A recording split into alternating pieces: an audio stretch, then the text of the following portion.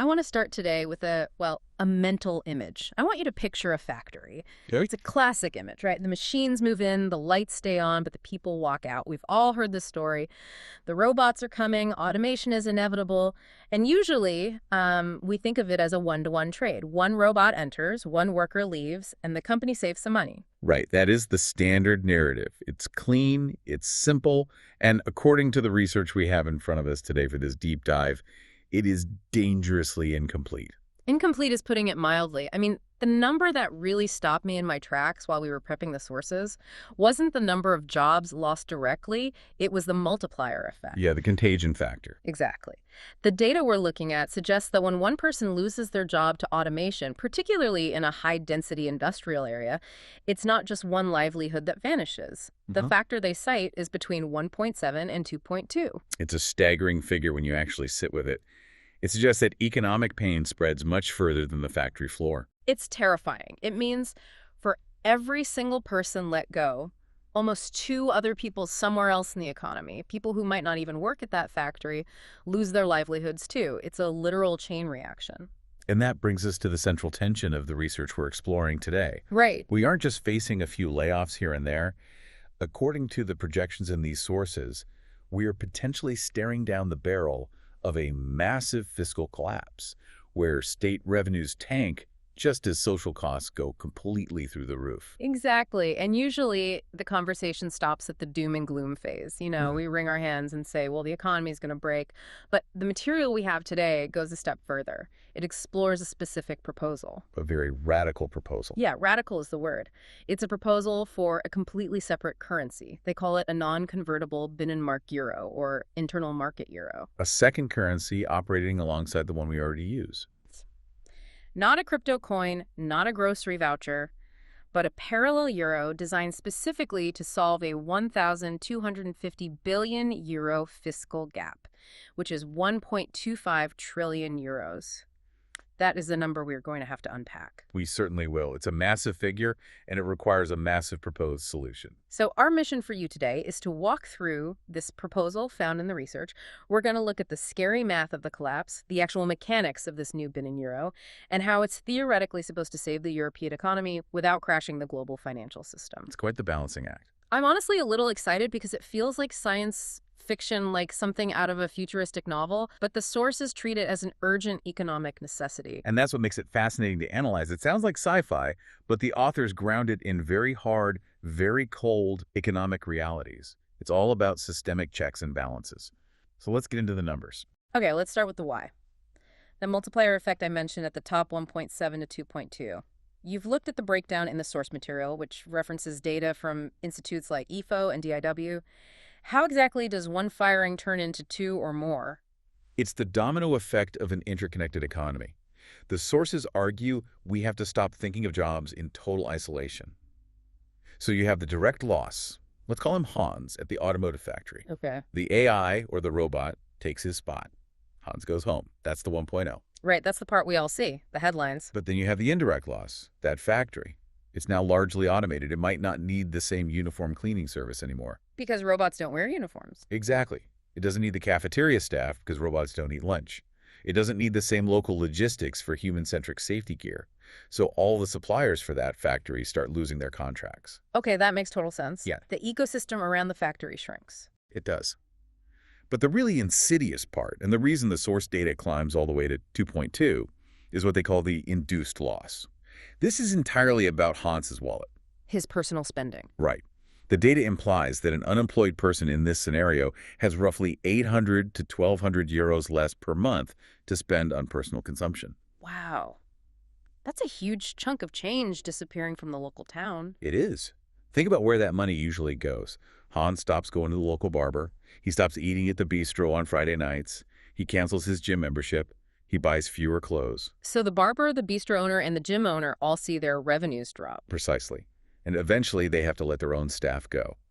In industrial clusters, the sources indicate this multiplier hits that 2.2 mark. So massive automation doesn't just trim a factory's workforce, it hollows out entire regions. It turns vibrant communities into ghost towns. And if you scale that up to a national or European level, the numbers just get astronomical. The source lays out a scenario, assuming a 50% AI-driven automation rate.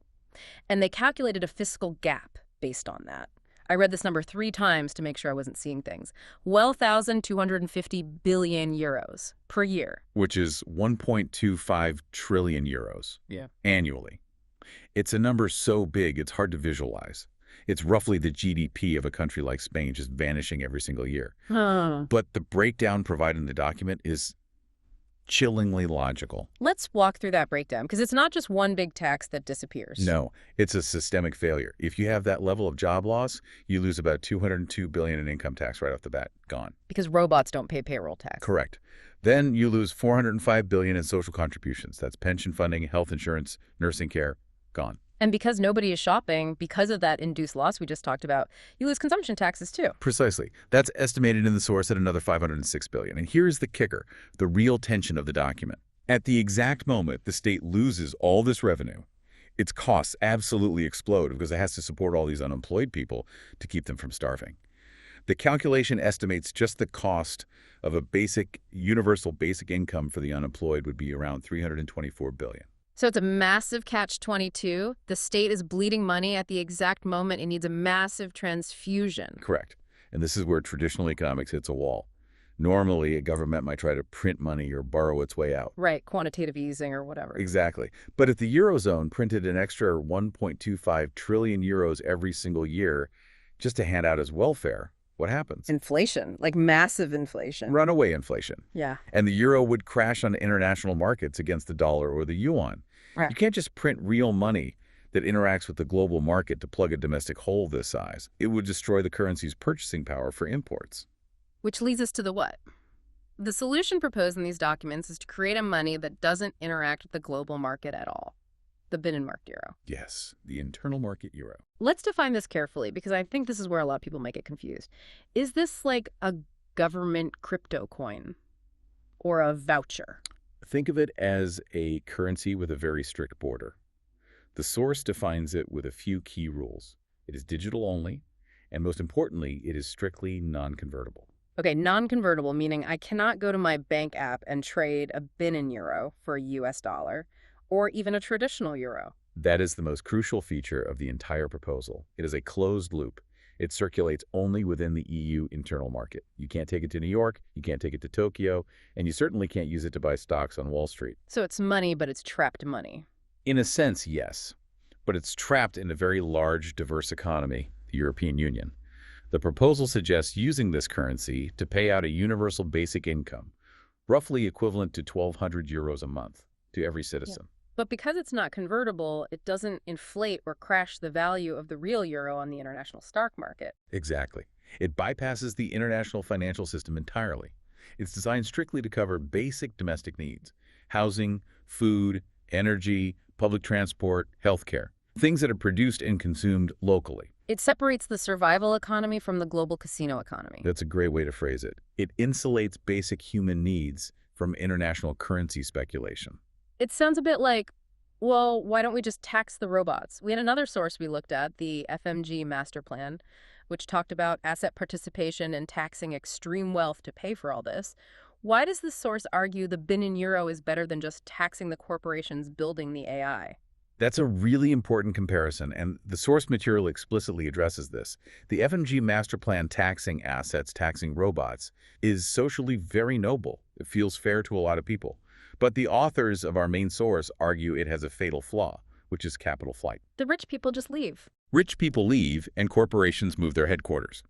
Global capital is incredibly mobile today. If you try to tax a massive server farm in Frankfurt too heavily, they can move the intellectual property rights to a tax haven in the Caribbean in a microsecond. Right. The FMG plan relies on complex international laws, global cooperation, and taxing entities that can very easily run away. And the Binnen euro doesn't have that problem. No, because the Binnen euro is presented as an immediate life raft. It doesn't require taxing Google or Amazon to death to work. It just creates a parallel system to keep the population fed and housed.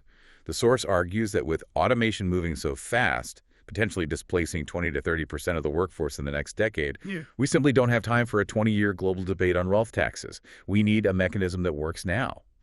Okay, I see the logic there. It's a bypass surgery for the economy, but I can hear you listening and asking the obvious question right now. If I have 1,200 of these internal euros in my digital wallet, can I buy an iPhone? Can I buy cheap electronics manufactured in Asia? And that is the billion-dollar question, or rather the billion euro question. The answer from the text is generally no. Uh, And this brings us to what the sources call the two-class ware world problem. right, because if I can't buy imports with it, is this just play money, like monopoly money for poor people? It's not play money, but it is heavily restricted. The proposal has a very clever, if somewhat protectionist, solution to this.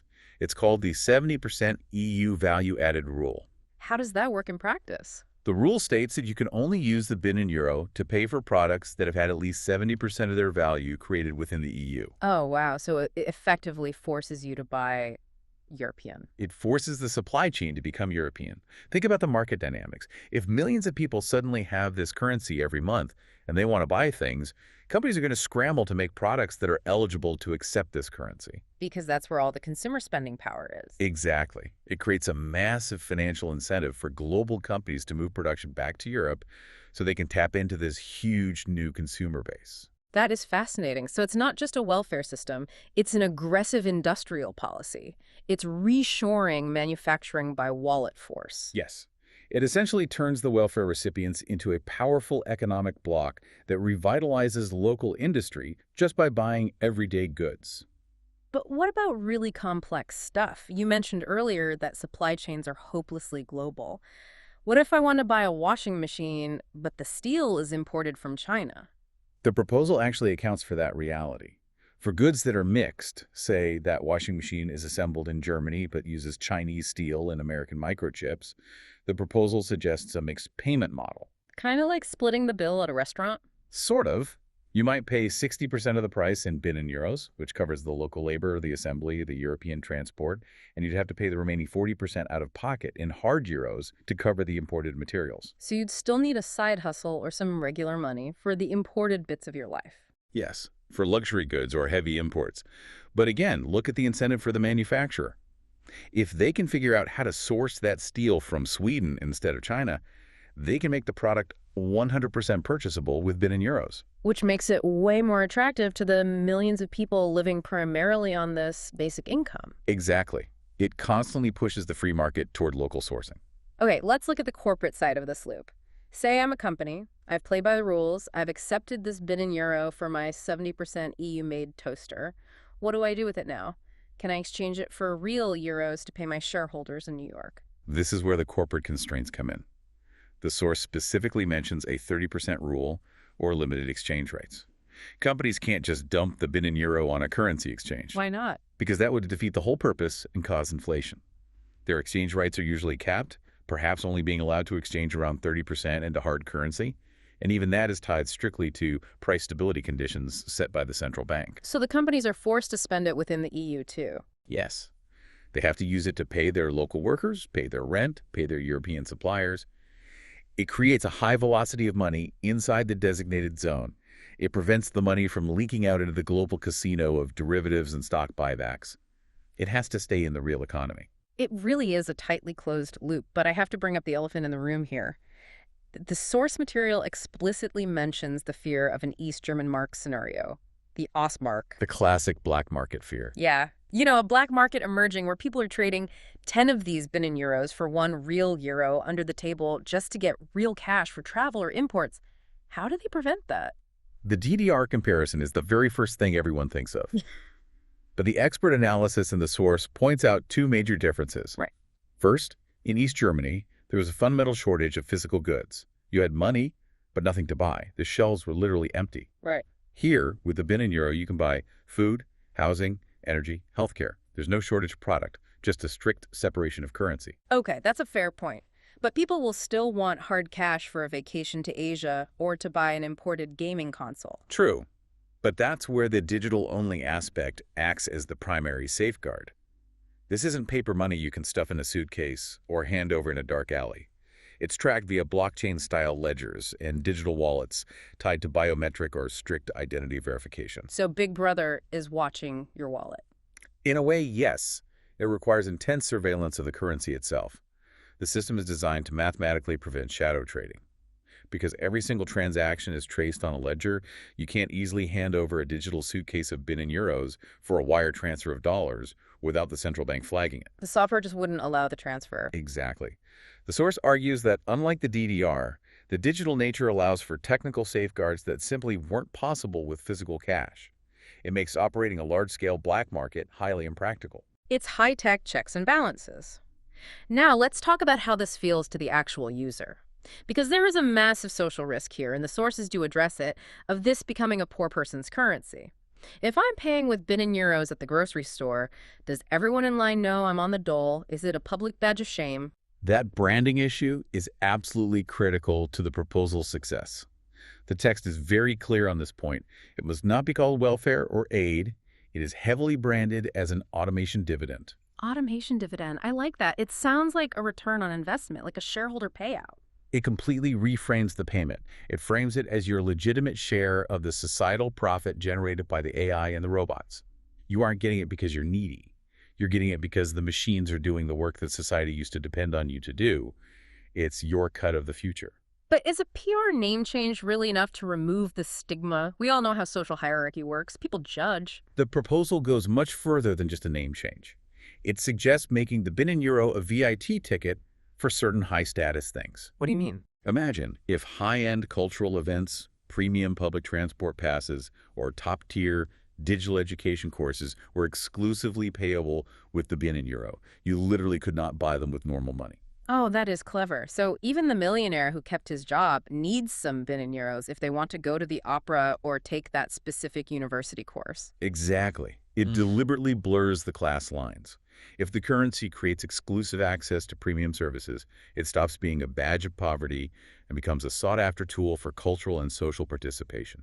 It actively forces the wealthy to interact with and value the parallel currency too. We've talked a lot about the theory, but how do you actually roll out something this massive? You can't just flip a switch on a Monday morning and say, surprise, here's your new digital wallet. Good luck buying groceries. No, and the source strongly warns against a shock therapy approach.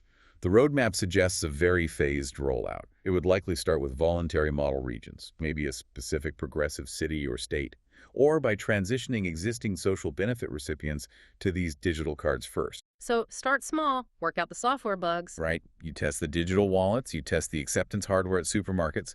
You see if the mixed payment split actually works at the register without causing a massive line out the door. Then, as the system proves stable and secure, you scale it up to the national and finally the full EU level. It's described as an evolutionary process, not a sudden revolution.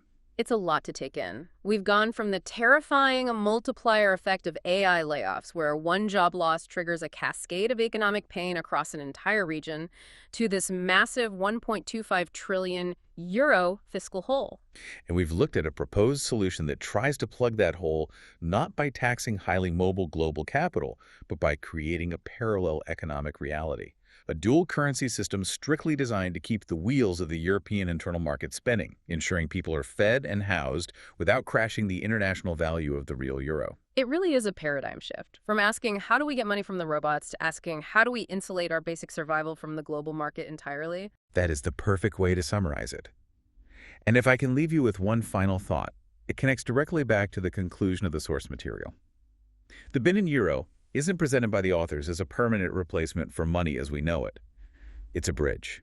A bridge to what? A bridge across a very specific, dangerous transition. We are entering an era where human labor might simply not be the primary driver of economic value anymore. But people still need to live. This proposal forces us to ask a fundamental question. If AI breaks the link between work and income, do we need to break the link between human survival and the global financial market? That's a heavy question. It is. If the old economy can't value human life because we aren't efficient compared to an algorithm, maybe we need a second economy that is designed specifically to sustain us. That is a provocative thought, and one that is definitely going to keep me up tonight. We're going to leave it there. Thank you so much for joining us on this deep dive into the Binnenmarkt Euro. Thanks for having me. It was a great discussion. Check the show notes for more on the specific sources we discussed today. Catch you next time.